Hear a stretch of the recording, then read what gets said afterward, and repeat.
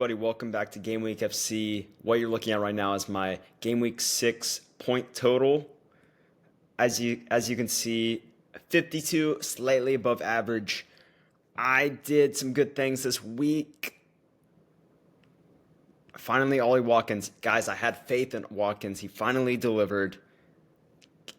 Will he continue? I don't know, but I'm so thankful that he actually got a goal this weekend. My defense was awful. There weren't a ton of clean sheets this weekend, so that didn't really help. But there are some things I didn't do right, and that's I should have kept Declan Rice instead of Dan and Doy. Should have started Sarr, should have started Diouf. Basically, my entire bench I should have started. I can't believe that Bruno Fernandes missed the penalty kick. That's really disappointing. But good thing is I captained Haaland and Watkins scored. They kind of carried my team this weekend, but there was so much potential for more. I'm very tempted to. The wild card is on the way. I don't know when it might be this weekend, it might be next weekend. I'm trying to be as patient as possible because I still have all my chips left, but I gotta start. Kind of, I gotta take the bait at some point. So I'm a little frustrated with my team. I need defenders who are going to get me points every weekend. And this weekend was not good. So, yeah, I don't know what I'm going to do for Game Week 7, but for Game Week 6, it wasn't a bad week. I've been pretty consistent in, making about the average amount of points. I haven't really been below average. So, we're staying consistent, which is good, but we want to pop off at some point. Team of the week. It's so surprising to me to see all of these supposedly lower level teams. These players are getting so many points, like Sunderland, Wolves, Leeds, Brentford. Everyone thought that they were going to be bottom half teams, but they're showing that they got some fight. And, they're not making it easy for anybody. So that's the team of the week. Let's go back to the highest point. This guy had 124 points. Are you kidding me? Oh, yeah, he triple captained Haaland. That's impressive. I genuinely thought about triple captaining Haaland, but I didn't do it. And I almost felt like a genius until the 90th minute when Haaland just decided, yeah, I'll score some goals. But yeah, kudos to this guy.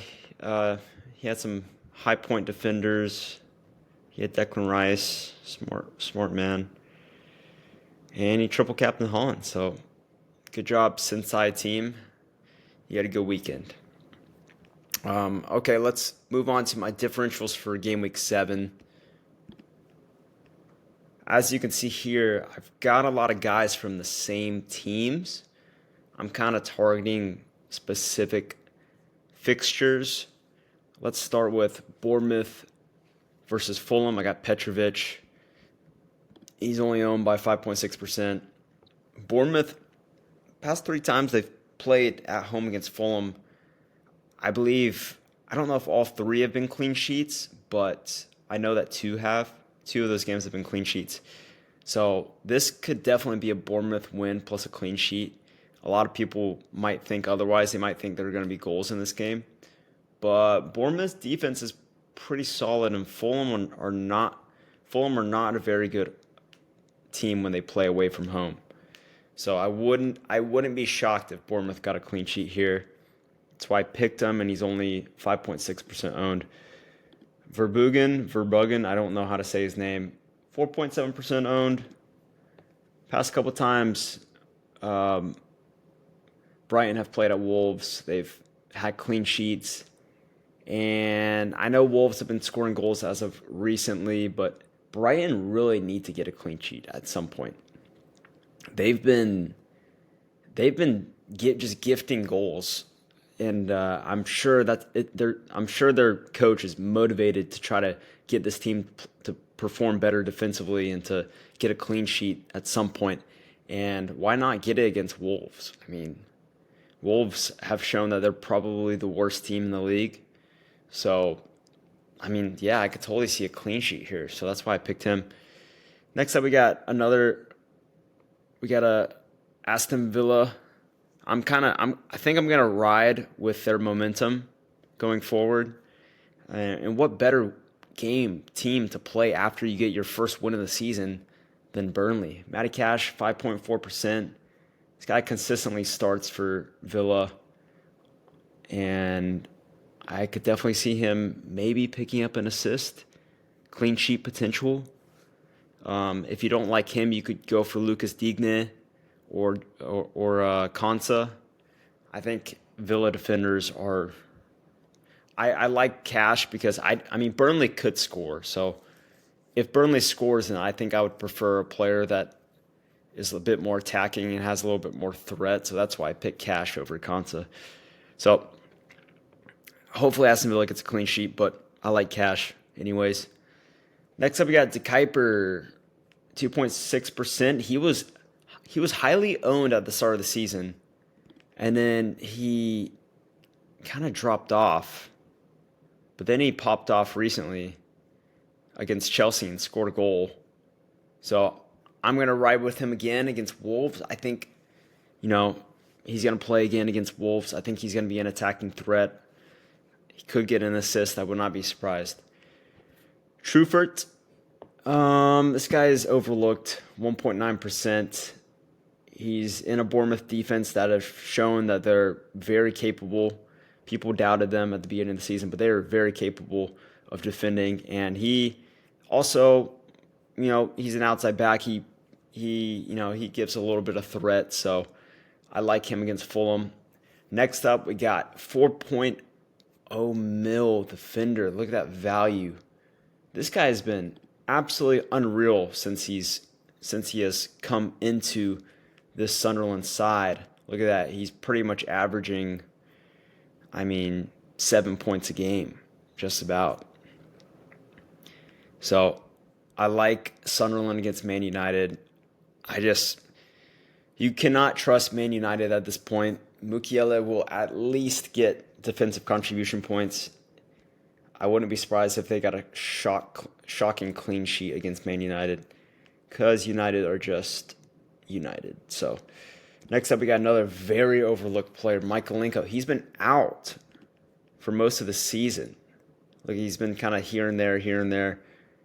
But recently, he's getting 2 basically 90-minute games. I think he's back, guys. I think this guy's back. So I love him as a differential, only owned by, 0.4%.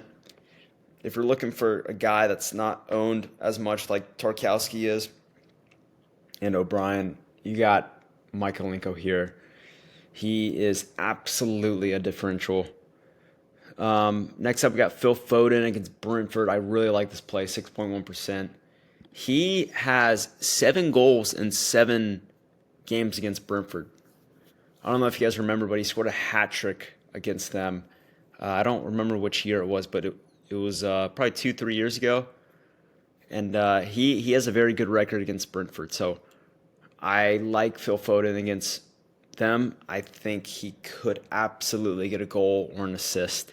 So I'm going to take a risk on him. We got another Aston Villa player. We're riding with Aston Villa this week. Rodgers, Burnley. It just seems like every weekend, or not every weekend, but like if Rodgers gets an assist, it's probably going to be Ollie Watkins' goal. Like, they just kind of like, I don't know, they go together. So best case scenario, Rodgers assist, Watkins' goal. There you go. You got points just like that. And who knows, maybe one of them gets an extra goal or an assist. Next up, we got Anthony Gordon. I actually think this game's going to be a high-scoring game. Gordon's owned by only 1.2%, which is actually quite shocking. I know he was out for a while, but he's back, and I see no reason why he wouldn't start against Forest. Forest still haven't figured out what they're doing. And with the new manager, Postecoglou, I think this game's going to be very open, lots of goals scored, and I just think Gordon's going to be involved. Next, I've got Minte. This guy's fantastic. People keep overlooking this guy. 2.1%. This guy works his ass off, and he is a very threatening player for Brighton. I don't know how Wolves are going to handle him. I don't think they will. So I wouldn't be surprised if he got a goal or an assist.